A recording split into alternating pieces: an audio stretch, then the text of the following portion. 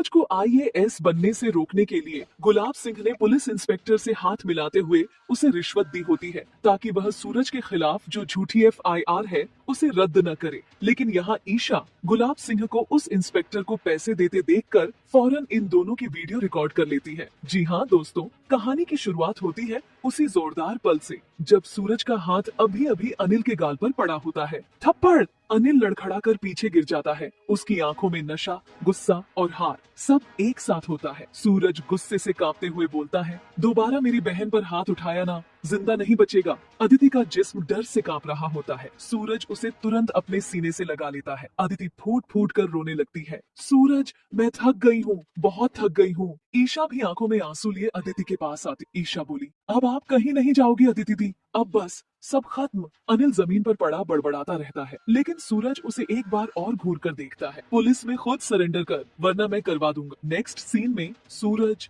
ईशा और अदिति घर वापस आते हैं। दरवाजे पर दाइमा खड़ी होती है। अदिति को इस हाल में देखकर उनके पैरों तले जमीन खिसक जाती है। दाइमा अदिति के पैर पकड़ लेती है। मुझे माफ कर दे बेटी, मेरी वजह से तुझे ये सब झेलना पड़ा। मैं अंधी हो गई थी, जो लोगों की बातों की परवाह पर अपनी बेटी की नहीं। अदिति चुपचाप दाइमा को गले लगा। पूरे घर का माहौल भारी हो जाता। थोड़ी देर बाद सूरज और ईशा अपने कमरे में बैठे। सूरज का गुस्सा धीरे धीरे टूटकर बेबसी में बदलने लगा। तभी बंटी का कॉल आता है। Bunty, serious tone. सूरज भैया, एक बुरी खबर है। सूरज, क्या हुआ? बंटी बोल, भैया तुम आईएएस एग्जाम के लिए एलिजिबल ही नहीं हो। तुम्हारा पास्ट रिकॉर्ड बहुत स्ट्रॉन्ग नेगेटिव है। सूरज के हाथ से फोन गिरते गिरते बचता। वही केस ना जब एग्जाम सेंटर के बाहर मेरे बैग से बंदूक निकली थी? बंटी, हाँ भैया, सिस्टम में अभी भी वो एफआईआर जिंदा है। सूरज की आंखें भर आती। तो फिर मेरा आईएएस बनना बस सपना ही रह गया। ईशा सूरज के सामने खड़ी हो जाती। जब तक मैं हूँ तब तक यह सपना मरेगा नहीं। नेक्स्ट सीन पुलिस स्टेशन का होता है। सूरज और ईशा पुलिस स्टेशन पहुँचते हैं। इंस्पेक्टर कुर्सी पर बैठा बिना देखे ही बोल देता है, एफआईआर कैंसिल नहीं होगी,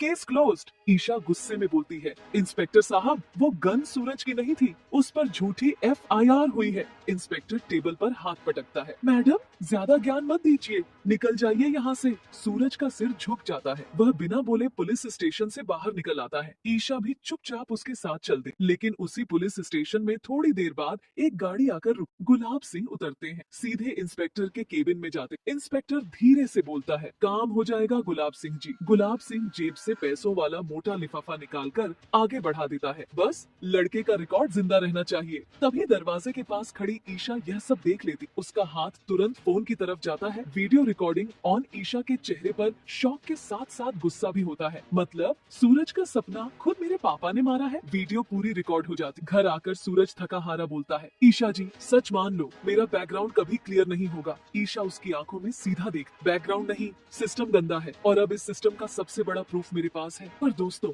अब असली सवाल यह है, क्या ईशा अपने ही पापा गुलाब सिंह को एक्सपोज करेगी? क्या यह वीडियो सूरज का आईएएस सपना वापस ला पाएगी या गुलाब सिंह कोई और गंदी चाल चलेगा? आप क्या सोचते हो? कमेंट करके जरूर बताओ।